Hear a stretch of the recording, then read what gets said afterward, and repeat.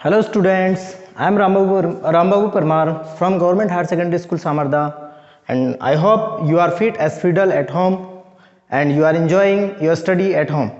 But today I thought I should make a video about any grammar portion. So today I am going to explain you about what is gerund, to infinitive and verb ing form.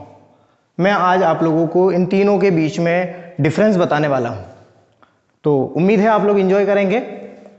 देखिए, सबसे पहले हम देख रहे हैं gerund. It is pronounced as gerund. Okay, तो gerund क्या होता है? जेरंड होता है वर्ब के आईएनजी फॉर्म को सब्जेक्ट या ऑब्जेक्ट के रूप में यूज करना। अगर आप एक किसी मेन वर्ब को सब्जेक्ट या ऑब्जेक्ट की जगह पर अगर आप लिख रहे हो तो वो जेरंड फॉर्म कहलाएगा। कैसे? देखिए, मैं आपको बताता हूं। I like playing cricket. यहां पर जो लाइक है वो वर्ब है, एक मुख्य क्रिया है। ये लाइक एक मुख्य क्रिया है, एक और मेन वर्ब आ गई, तो ये मेन वर्ब नहीं बल्कि नाउन है, ऑब्जेक्ट है। देखिए, पहले सब्जेक्ट, इसके बाद मेन वर्ब के बाद अधिकतर क्या होता है? ऑब्जेक्ट। तो हमने मेन वर्ब के बाद एक और मेन वर्ब लिखी, लेकिन उसे ऑब्जेक्ट के रूप में यूज किया है, कर्मपद के रूप में यूज किया है। इसी को जेरंड कहते हैं। अगर आप किसी मेन वर्ब के आईएनजी फॉर्म को सब्जेक्ट या ऑब्जेक्ट के रूप में लिख रहे हैं तो ये बिल्कुल जेरंड कहलाएगा। देखिए, एक और मैं बता रहा हूं। नेक्स्ट एग्जांपल है playing cricket is my hobby. तो यहां हमने क्या लिखा? प्लेइंग। प्ले तो एक मेन वर्ब होती है, फिर सब्जेक्ट की जगह पर क्यों लिख दिया हमने? प्लेइंग एक मेन वर्ब होती है, लेकिन उसे हमने सब्जेक्ट की जगह पर लिख दिया, तो ये ही जेरंड कहलाएगा। हमने एक मेन वर्ब को सब्जेक्ट बना लिया। कैसे? Playing cricket is my hobby, यानी कि क्रिकेट खेलना मेरा शौक है। क्रिकेट खेलना मेरा शौक है। तो यहां मैंने प्लेइंग को क्या लिखा? सब्जेक्ट के रूप में। तो कहने का मतलब, अगर आपको फिल इन द ब्लैंक्स के रूप में पूछा जाए, रिक्त स्थान में पूछा जाए, और देखें कि रिक्त स्थान कहां पर है, मेन वर्ब के बाद में, यानी ऑब्जेक्ट के रूप में अगर रिक्त स्थान है, और यहां पर वो बोल दे कि आप प्ले भरेंगे या फिर प्लेड भरेंगे या फिर प्लेइंग भरेंगे, आप किसका यूज करेंगे?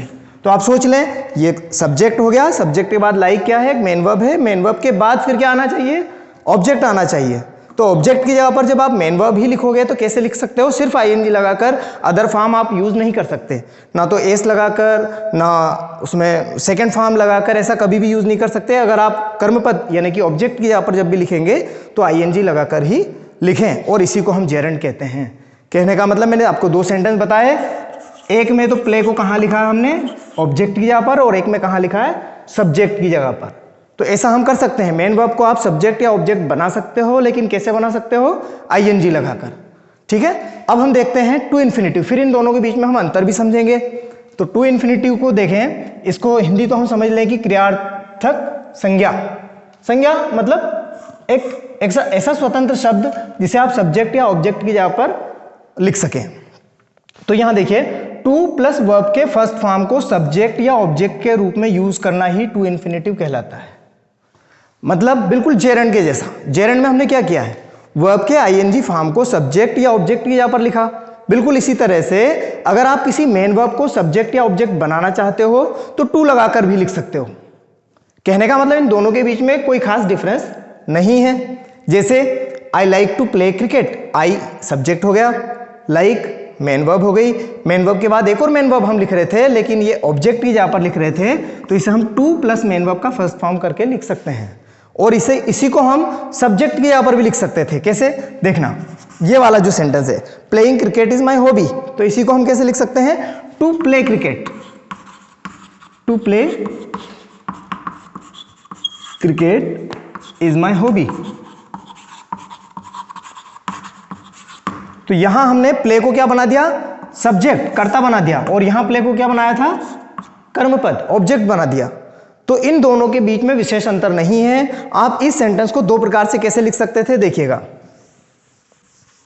जेरंड और टू इन्फिनिटिव में विशेष अंतर नहीं है।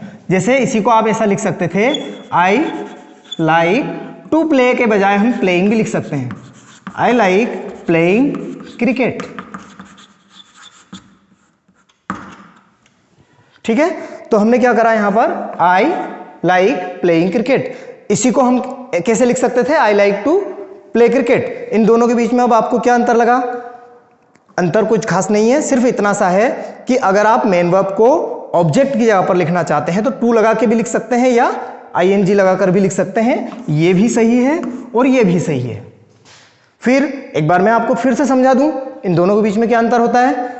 जेरंड क्या है, आईएनजी फॉर्म है, लेकिन आईएनजी फॉर्म को कहां लगाना है, सब्जेक्ट या ऑब्जेक्ट की जगह पर मेन वर्ब में आप आईएनजी यूज कर सकते हैं। फिर आप सोच रहे होंगे कि आईएनजी फॉर्म तो एक और होता है, जैसे वर्ब का आईएनजी फॉर्म देखना, हम प्रेजेंट कंटीन्यूअस टेंस में लिखते हैं आई एम प्लेइंग क्रिकेट, तो क्या ये भी जेरंड है?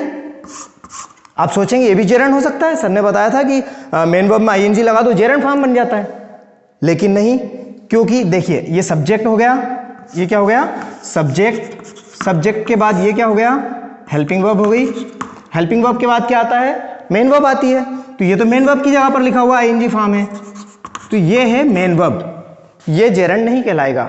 जेरंड कब कहलाएगा, जैसे I love eating mangoes, I love eating mango. यहां देखिए आप, लव क्या है, this is main verb, main verb के बाद फिर क्या आ रहा है, ऑब्जेक्ट। तो अगर हम मेन वर्ब के बाद एक और मेन वर्ब को यूज करना चाहते हैं तो वो ऑब्जेक्ट के रूप में यूज होगी और उसमें आईएनजी लगाना होगा, तो ये जो ईटिंग है वो क्या हुआ, जेरंड, ये आईएनजी फॉर्म जेरंड कहलाया, लेकिन ये जेरंड नहीं कहलाएगा क्योंकि ये तो सब्जेक्ट हेल्पिंग वर्ब और इसके बाद मेन वर्ब की जगह पर ही आई हुई है, मेन वर्ब की जगह पर आएगी तो वो मेन वर्ब है, जेरंड नहीं है। लेकिन आईएनजी फॉर्म को सब्जेक्ट और ऑब्जेक्ट की जगह पर अगर आप यूज कर रहे हो तो वो जेरंड कहलाएगी।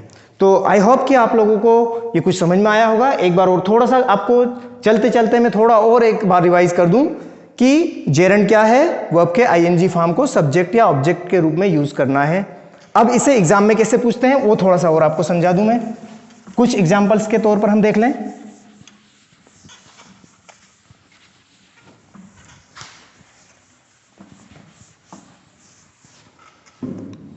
Now some examples. I like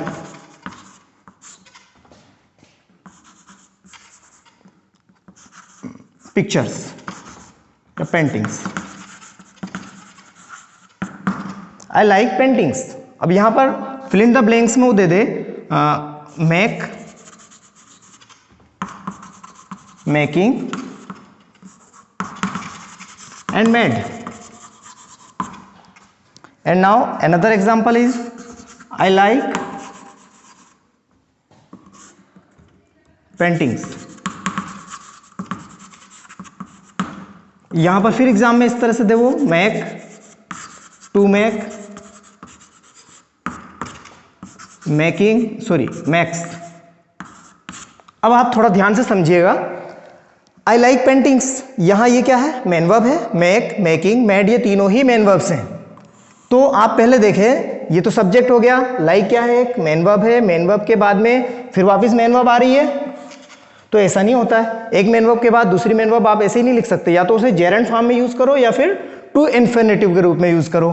तो यहां पर मेक तो फर्स्ट फॉर्म है, ये नहीं आएगा मेन वर्ब के बाद, आईएनजी फॉर्म क्या होता है, जेरंड, तो यहां बिल्कुल मेन वर्ब के बाद एक और मेन वर्ब लिखेंगे तो जेरंड फॉर्म ही यूज कर सकते हैं, मेकिंग इज करेक्ट। लेकिन अगले में देखिए आई लाइक पेंटिंग्स, यहां देखिए मेक, मेक तो नहीं आएगा फर्स्ट फॉर्म है, फिर टू मेक, टू मेक भी नहीं, टू मेक आ सकता है क्योंकि देखिएगा ये मेन वर्ब है, मेन वर्ब के बाद अगली जब मेन वर्ब लिखोगे तो या तो जेरंड फॉर्म लिखें या फिर टू इन्फिनिटिव लिखें, तो यहां पर ये टू इन्फिनिटिव दिया उन्होंने, टू प्लस मेन वर्ब का फर्स्ट फॉर्म, टू इन्फिनिटिव क्या होता है, टू प्लस मेन वर्ब का फर्स्ट फॉर्म, तो ये आप यूज कर सकते हो, to make.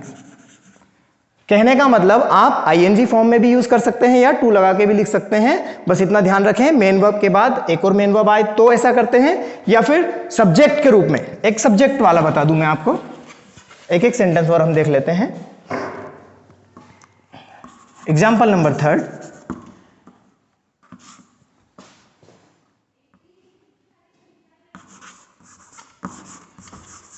Kite is my hobby,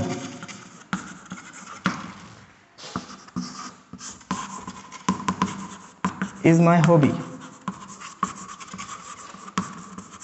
यहां पर कुछ जो ऑप्शंस हैं आपको ऐसे इस तरह से मिलेंगे, फ्लाई, फ्लाइंग एंड फ्लू। अब सोचें आप जरा, यहां इस ब्लैंक में आप फ्लाई लिखेंगे, फ्लाइंग लिखेंगे, फ्लू लिखेंगे, तो आप ये जानते हैं फ्लाई एक मेन वर्ब होती है। फ्लाई मीन्स उड़ाना या उड़ना, तो फ्लाई एक मेन वर्ब है। तो जब भी आप मेन वर्ब को यहां सब्जेक्ट की जगह पर लिख रहे हो, सब्जेक्ट की जगह पर लिखोगे तो कैसे लिखोगे, या तो जेरेंट फॉर्म में लिखो या फिर टू इन्फिनिटिव लगा के लिखो। ऐसे नहीं लिख सकते हम कोई सा भी फॉर्म, तो ये हम नहीं लिख सकते। आईएनजी फॉर्म इसलिए लिख सकते हैं क्योंकि ये आईएनजी लगाकर आप जेरेंट बनता है इससे, तो बिल्कुल हम इसमें जेरेंट फॉर्म लिख सकते हैं। तो यहां पर फ्लाइंग ठीक रहेगा। सब्जेक्ट की जब भी आपको मेन वर्ब लिखनी पड़े, उसको जब भी सब्जेक्ट बनाना पड़े, तो आप या तो आईएनजी लगा के लिखें या टू लगा के लिखें। फिर देखिए ऑप्शन यहां पर है फ्लाइज, एक तो है फ्लाइज, एक है टू फ्लाई, और अनदर ऑप्शन इज फ्लॉन। अब देखिए जरा, यहां भी सब्जेक्ट की जगह पर रिक्त स्थान है, तो सब्जेक्ट की जगह पर जब भी आप मेन वर्ब लिखेंगे तो कोई सा भी दूसरा फॉर्म नहीं लिख सकते, या तो आप टू लगा के लिखें या फिर आईएनजी लगा के लिखें। आईएनजी फॉर्म जिरंड हो गया, ये टू इन्फिनिटिव हो गया, तो यहां पर to fly is suitable option. Okay students, I hope you have enjoyed and you have learned a lot from this video. I will make more videos for you also. Okay, good luck.